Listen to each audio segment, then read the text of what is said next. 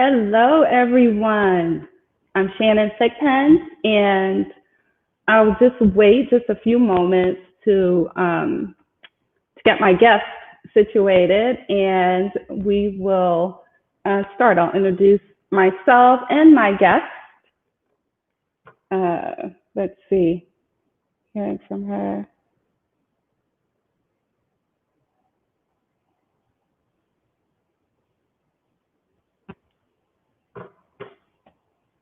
Hi. Okay, she's having a little bit of trouble getting on. So let me see if I can help her. Oh, actually, she's here. Okay, let's see. Hey, you're all dark. I know. You need some light. Maybe if you turn your camera around. Can you guys hear me? Yeah, they can all hear you. Okay. Hello, everyone. Actually, that's better. That's better. Sorry for this. No, you know what? That was one of the things that I was going to share. So, and I will share. And one of the things that I admire about you, because you are mom numero uno, and that's one of the things that resonates with me so well, Angie, about you. One of the things that I adore about you. So we're to go ahead and take a breath, and Okay, breathe.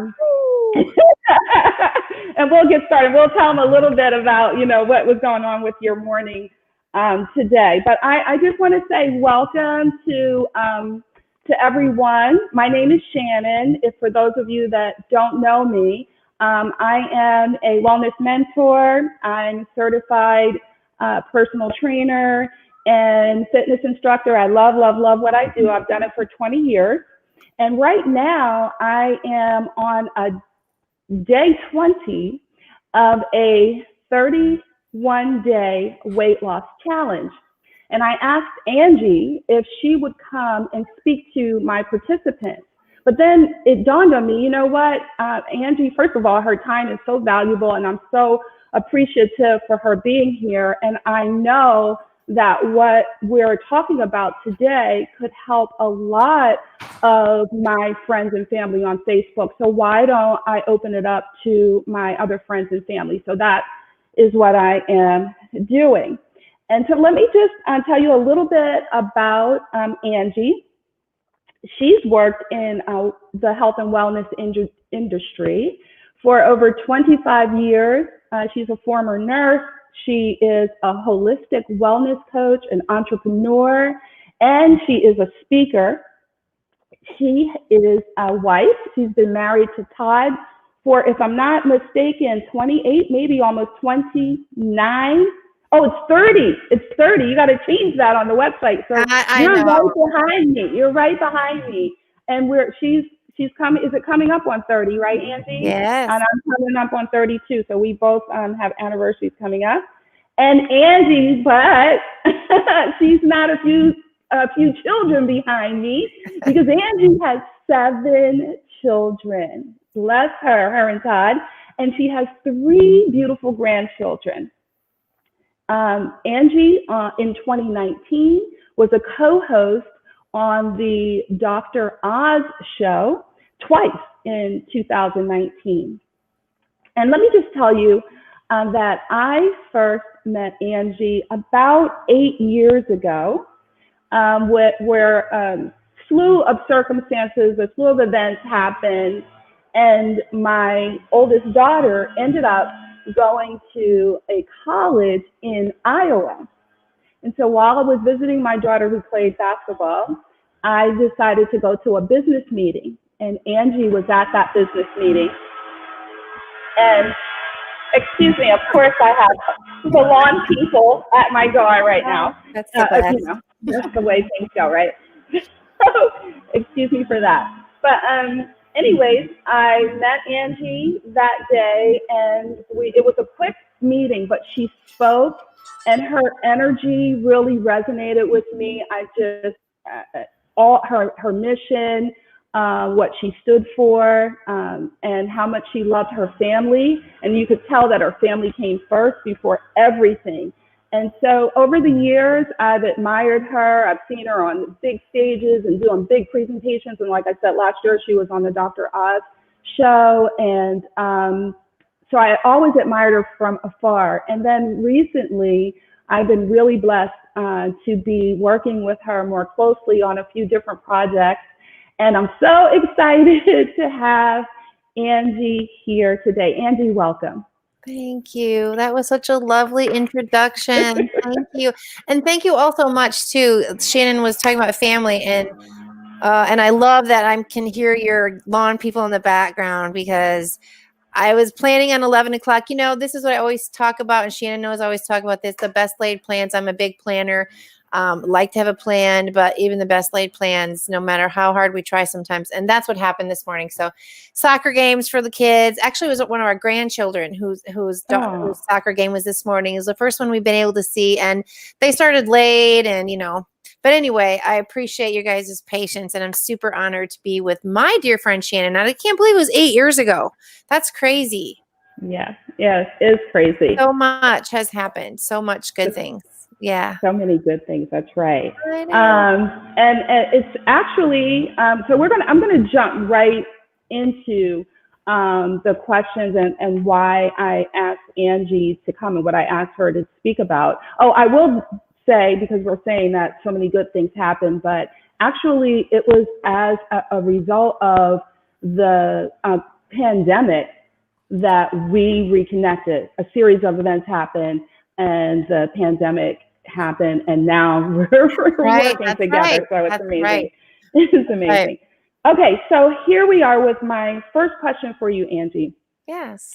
How would you say, okay, so the girls it's all women, but what we're talking about today resonates with men and women, with a lot of people, and we're talking about gut health and the role that stress and gut health plays in releasing weight, and how does it make it difficult? So can you speak a little about how stress plays a role in weight gain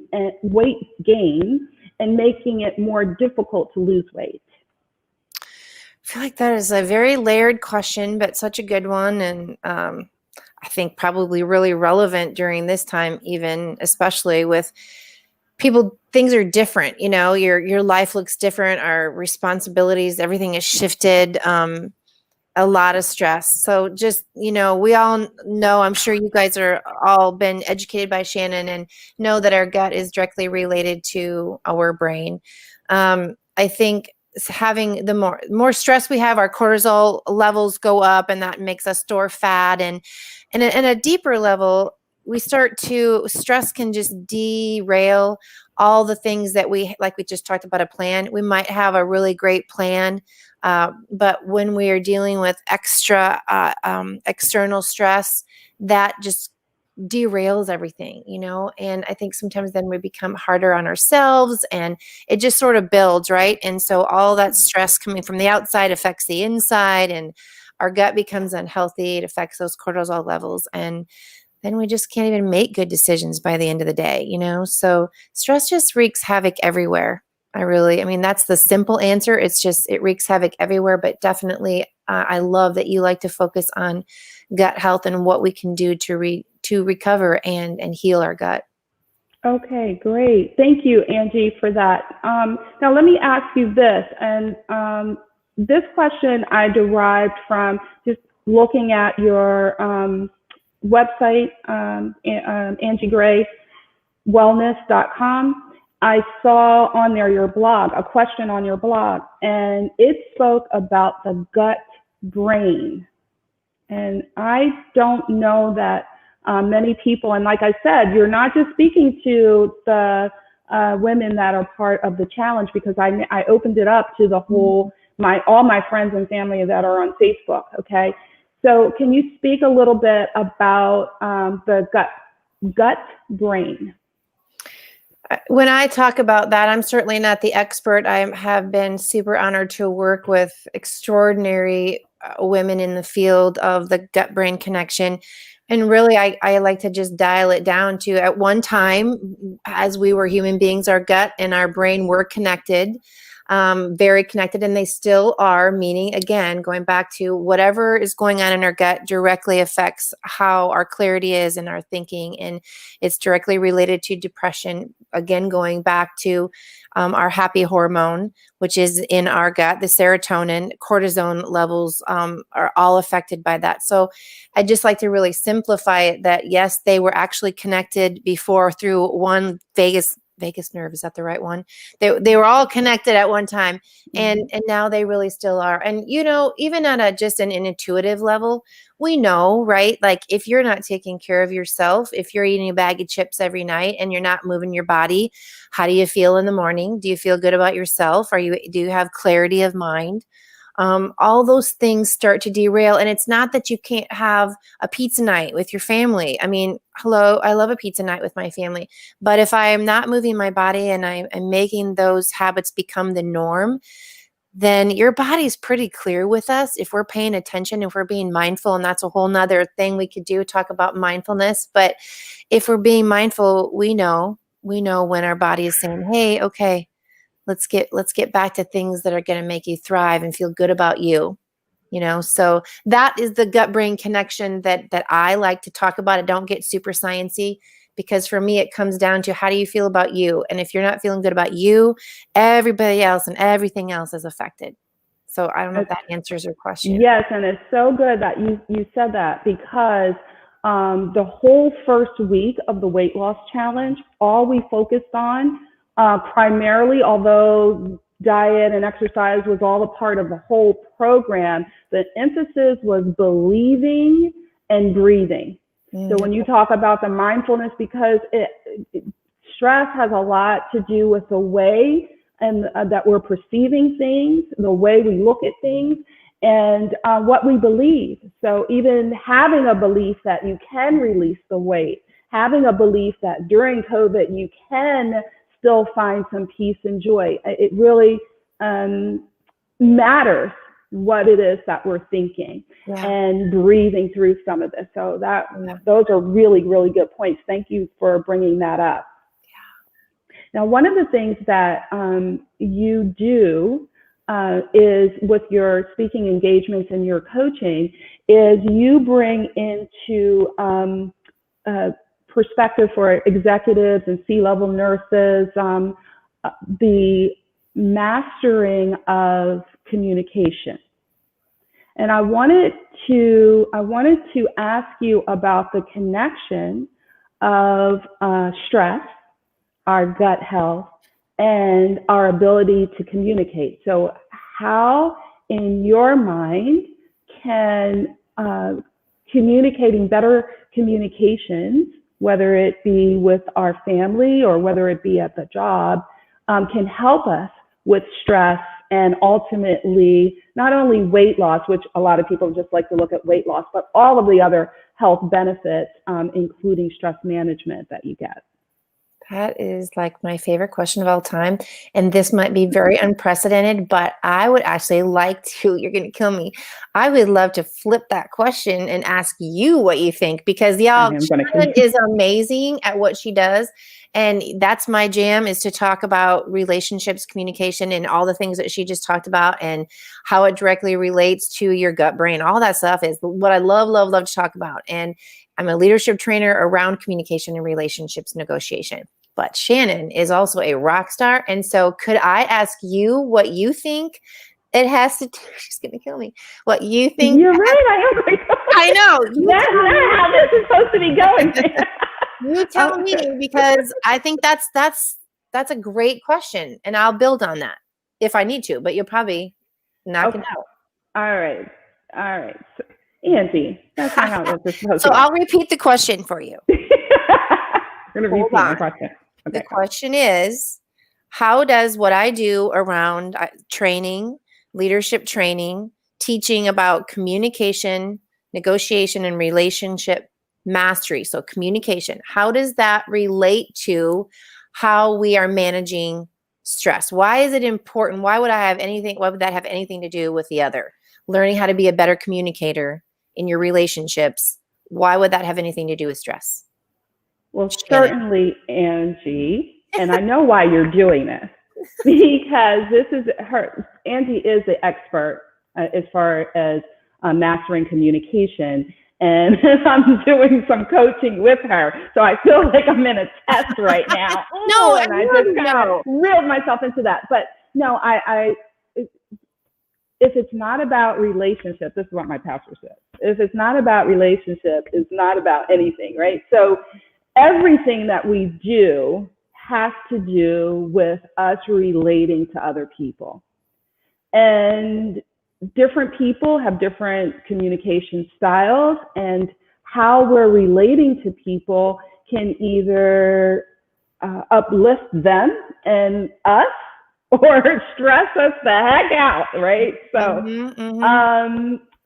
especially during this time of trying to find our new norm, trying to find balance with everything that is going on in society. I mean, there's a lot of unrest. It's just crazy, some of the things that are going on right now. And I think that we could all benefit from being able to have empathy and better communicate with one another, whether we necessarily agree with a perspective or not. And like I said, I think that I'm talking about relationships, whether it's between a spouse or a loved one or a child-parent relationship or your boss or other employees. These relationships can be stressful, but if we understand them better, they can also be a blessing, and we can build upon them, and we can help each other. And stress with relationships then release cortisol in our bodies, and if you have that imbalance in your body and your hormones are thrown off, that will ultimately cause you to hold on to weight, not release weight. So here we are in this vicious cycle. How'd I do? Shannon, that's why I knew I could ask you that, because of course I know you know that, and we're in alignment with that. And I'm not going to say it better. I would just add, Please that, add. yeah, just that, I talk a lot about the 3 R's to success, and those 3 R's are relationship with self, relationships that are my personal relationships, and my professional relationships. So the R being relationships, and they're all connected. And what are they all about? They're all about communication. Number one, what you're talking about with your group of people that you're coaching, they're so blessed to have you, because it starts with the relationship that we have with ourselves. And so we just mentioned that. So what a great segue to be mindful of listening to your body speak to you. And, why am I feeling like I want to go have that bag of chips? Why am I feeling like I'm just not going to make time for myself to go for that walk or do that flow, that yoga flow, whatever it is. So that relationship with yourself, learning about communication with that. My focus is on, with my training, happens to be focused on relationships with others. But they're all connected. So we talk about me being a holistic wellness coach, as you are too. Also, they're all connected, right? One, if you're having terrible communication relationships professionally, it absolutely affects you at home. It absolutely raises your stress. So then you're not caring about yourself anymore. You're not creating the time space that you need for you. So you're right. It's this vicious cycle. So that's exactly how it's all connected. Communication, anytime we take a step towards learning how to be more empathetic and compassionate towards people, we are leveling up. And, think about the things that are valuable to us that we're offering the world, whether you're an entrepreneur, you're a nurse, or whatever you are. You at your center, at your core, believe you have something of value to offer the world. That's why we do it. We feel like we have something of value to offer. And how much better can our influence be on those that we love and care about in the world, the impact in the world, if we understand how to speak to the person across from us. In the room with me and you, you're the one that's most important, right? So anything that we step towards in that direction is changing the world. I mean, it really is. That ripple effect is pretty huge. So all of that makes stress manageable, relationships. So thanks for that segue to be able to talk about that. And I know you're passionate about that also. Yes. Now you all see, if you didn't know Angie, you see why I just think so much of her. I do want to add, particularly, I know, and Angie can clarify this or correct me if I'm mistaken, but specifically nurses and teachers who get credentials have to get credit education hours or units. Your courses, you have courses in coaching that they can apply toward those educational units. Mm-hmm. How would a person connect with you and learn more information about that? Of course, like you can take courses too, even if you're not getting those credentials. But how can anyone connect with you and get more information about that, Angie? Oh, thank you. So I would just email me. That's just pretty simple. You can go and look at my website, which you already gave me a little thing for that. That's Angie at angiegraywellness.com. But you can just reach out to me. I don't know, Shannon, if you can put that in the chat. My email is Angie at angiegraywellness.com. And just reach out to me. Yes, the main group of people that I work with right now are nurse professionals. So C-level nurses, chief of officer nurses, DONs, nurse management. But we do have contact hours are available through my course. The teaching recertification credits we are working on, so those aren't actually unfortunately available yet, but we are working towards that. That being said, it's unfortunate that they do make that a little bit challenging. So lots of teachers are so good at their personal development and they're always doing it. And they don't always get reimbursed for that, but I'm surely always willing to work with people and seeing what we can do. But yeah, I love working with teachers and I love, obviously, as a nurse myself, working with healthcare professionals, and right now I think, I was saying this before the pandemic, but, I would say teachers and nurses, I just have so much extraordinary respect for them. They're working with the most vulnerable people on the planet. And, now look at us now, COVID. Yes, the nurses are on the front lines. Well, guess what? Now the teachers are on the front line. So it's just been an incredible honor to work with both. So thank you for that. And then, yes, please reach out to me at that information that Shannon gave you. That'd be great. Okay, wonderful. I'm just going to ask Angie, I really do appreciate your time. I'm just going to ask if, Angie, if you have just one more moment, if anybody, there are a few people that are watching live, and I know that there'll be more people that will connect and see the stream after it's recorded. But I'm going to invite anyone that's watching live to, if you have questions, that you can post them. And also, after we've done the recording, if you have questions for Angie or myself, you can just put them in the chat, and we'll be glad to get back with you. Like, I see one from Bethany right now. Hey, Bethany. Let's see. Her question is, and I'm thinking it's for you, Angie. What if your most stressful relationship is a parent who you take care of, but still does not see you as an adult with a family and multiple responsibilities? So I know, Bethany, we're like family. And so her question is, she has her own family, right? And she has multiple responsibilities.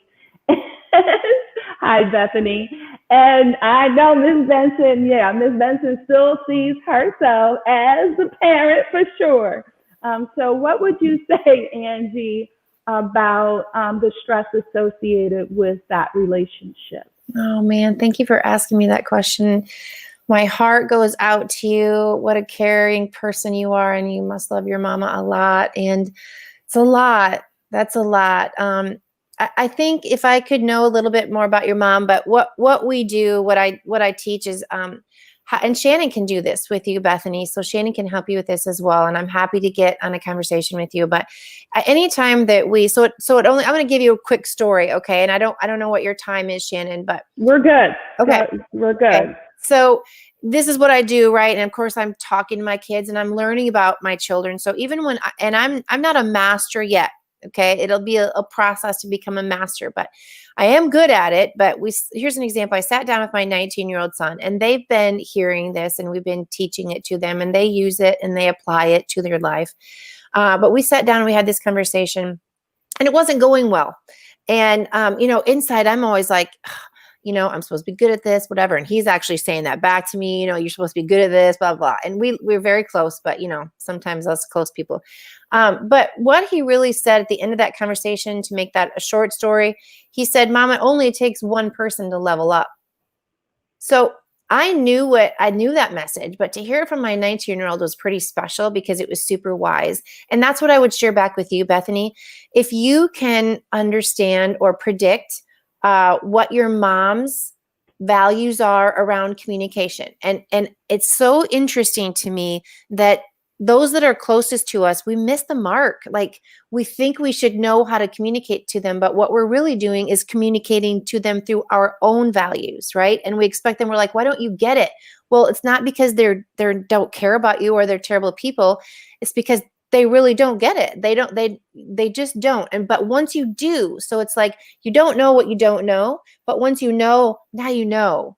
Right. And then you can, even if your mom did nothing. So for instance, if you found out through talking to Shannon or myself, and we could predict your mom's communication values, if we could predict that, then you would know some steps to take to be able to communicate with her better. She wouldn't necessarily have to do anything. Like, maybe she'd want to know how to better communicate with you. Maybe she wouldn't, but it only takes one person to level up. And the first thing it can do for you is be like a big aha for you, Bethany. It'll be like, oh, okay, because in another example would be my husband. Many times through the years, we would cycle through this one challenge that we have, and we'd sit down. He'd be across the table, right in this front porch. We'd sit down for many years, and I'd blah, blah, blah, blah, tell him all the things. And at the end of the conversation, all he heard was blah, blah, blah, blah, blah. And I would say to him, what do you think? And he'd have nothing to say. And I'd be like, oh my gosh, But the thing was, it wasn't that he didn't love me. It wasn't that he was dumb, because there was times where I thought, well, maybe he's just not smart, to be honest with you.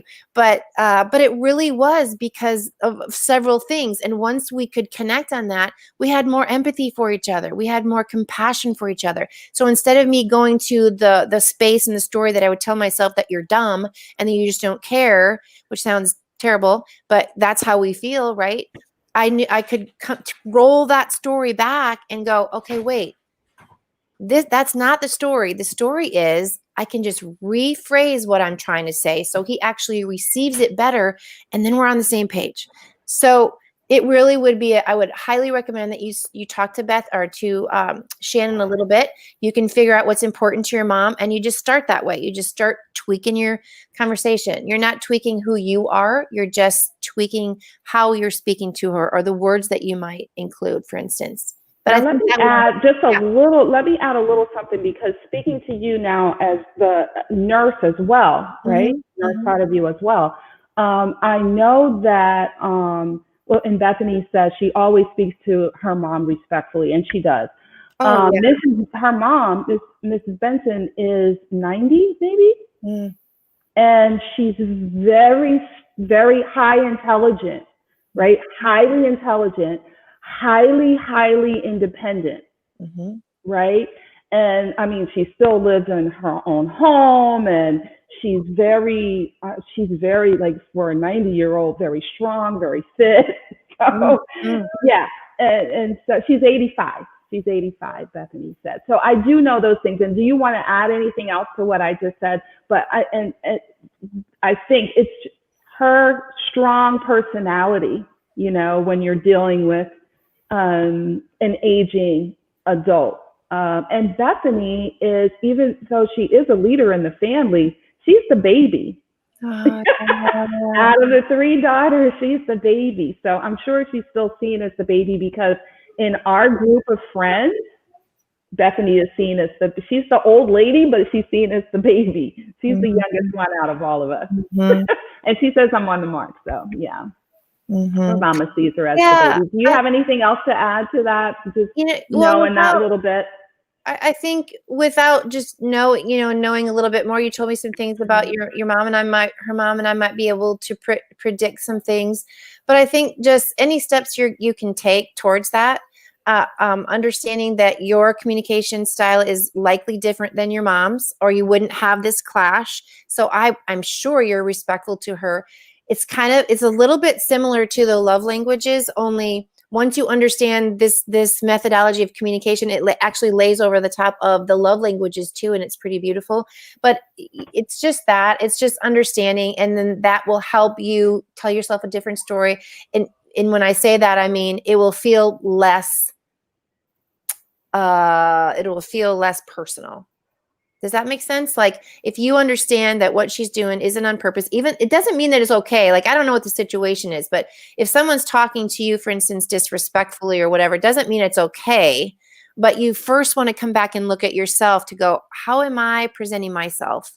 And could I present myself different, not be different, but present myself communication wise different so that I have a better outcome. So that's all it's about. And I think it's been, in my experience and those people that I have opportunity to train with, it's made a really big difference. So I'd be happy to chat with you, Beth. Yeah, we will. We'll have to explore that a little bit, because I know in this case, I can't speak for other cases, but I know in this case, Bethany is a awesome daughter. She really is. And she really takes care of her mom, and she's there for her mom. And it is, in some ways, you just get tired because you're the caregiver. And so I know it probably has a lot to do with that. So just one more moment, if there's anyone else that has a question, and even though we may go off the air, like I said, I welcome anyone that has questions. We will definitely respond to you even after we finished recording. Okay, I don't see anything coming through. Angie, thank you so much for your time. You're such a blessing, and I'm just really looking forward to our continued partnership and working and growing together. Me too. You know how I feel about you. You're amazing. Everybody's lucky to have you. So thanks, you guys. Thank you so much. Have a great weekend. All right. Bye, everybody. Thanks for listening.